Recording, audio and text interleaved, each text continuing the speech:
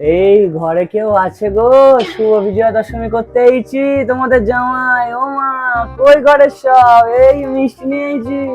হ্যাঁ, আমার জামাই বাবু যখন চলে এসছে বলো, আসো। ঠিক আছে মা, যাও এই মিষ্টিটা রেখে দিয়ে আসো মা। না তোমাদের জন্য এনেছি।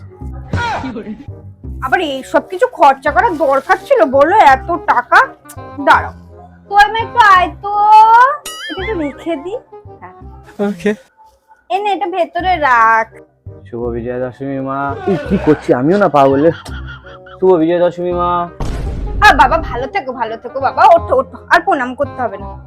আচ্ছা বাবা দাঁড়াও, তোমার জন্য একটা গিফট আছে। তুমি মিষ্টি আনলে, আমি তোমাকে দেবো না বলো?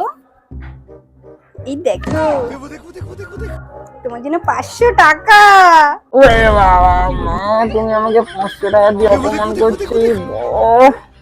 আমি ঘুষ নিই না মা, আমি ঘুষ নিই না, আমি ঘুষ নিই না। পকেটে ঢুকিয়ে দেবো আমার, আমি দেখছি না। 500 টাকা দেবে, ঠিক আছে? 500 টাকা না, 700 টাকা। বলো জামাই আমার,